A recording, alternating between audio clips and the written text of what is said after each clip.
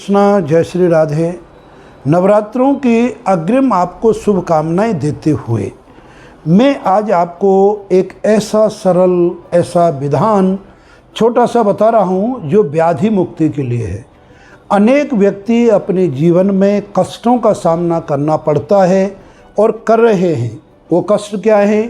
जैसे कर्जा का बढ़ जाना, घर में किसी विवाद का अधिक बढ़ जाना, या किसी शत्रु के साथ में बहुत बड़ा प्रकोप का होना, या कोई सरकारी अड़चन रुकावट हमारे पास आती रहती हैं, अथवा अन्य कोई ऐसा कारण जिससे कि हमारा मन व्यथित रहता है, दुखी रहता है।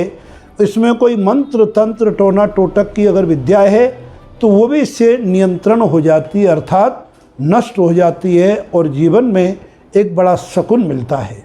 तो आज का हमारा जो बिंदु है वह व्याधि निवारण का अचूक एवं सरल उपाय।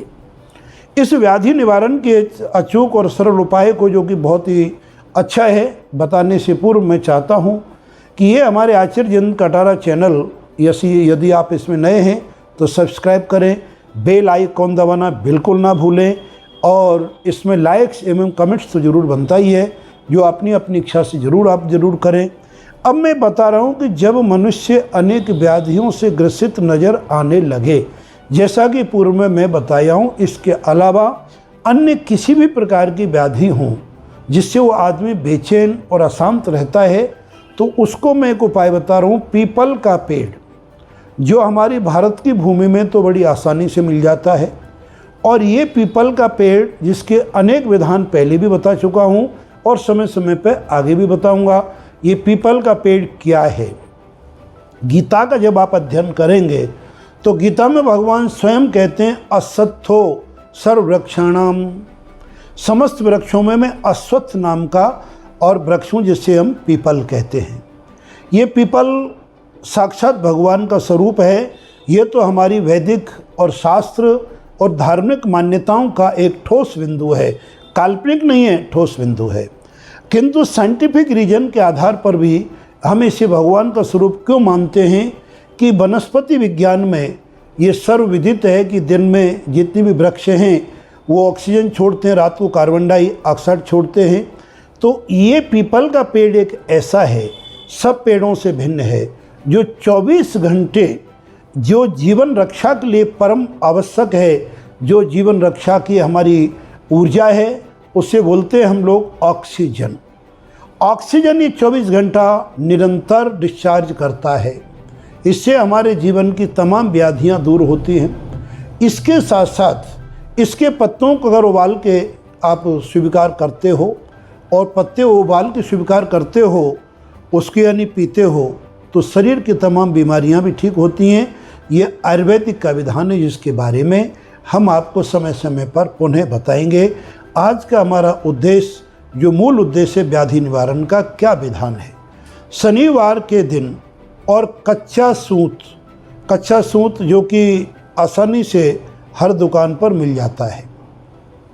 आप पीपल के पेड़ पर जाएं और ऐसे कोई जंगल का पेड़ हो या कोई मंदिर में भी पेड़ हो सकता है जो कि बहुत बड़ा हो। जितना बड़ा होगा उतना आपका कार्य जल्दी सिद्ध होगा। छोटे में भी कर सकते हैं, लेकिन उसमें कार्य सफलता में थोड़ी देरी हो सकती है।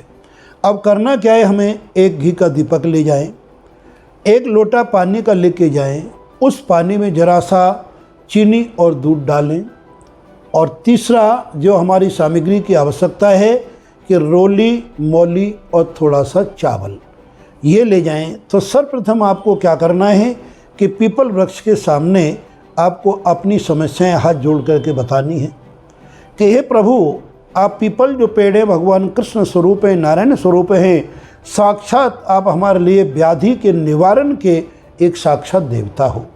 तो मेरी ये व्याधि है, इसको निवारण करने के लिए मैं आपकी शरण में आया हूँ। आप मुझे स्वीकार करो और मेरी प्रार्थना सुनो और व्याधि का निवारण करो। फिर आप पीपल को रोली लगाएं, चंदन लगाएं, एक लोटा जल सबसे पहले चढ़ाएं, जो मैंने उसमें आपको चीनी और दूध डालने के लिए बोला है। रोली चावल लगा करके उनसे प्रार्थना करके फिर कच्चे सूत को एक किसी युक्ति से अटका दें, और अटका करके उससे 7 परिक्रमा दें और अपनी व्याधि का स्मरण करते रहें।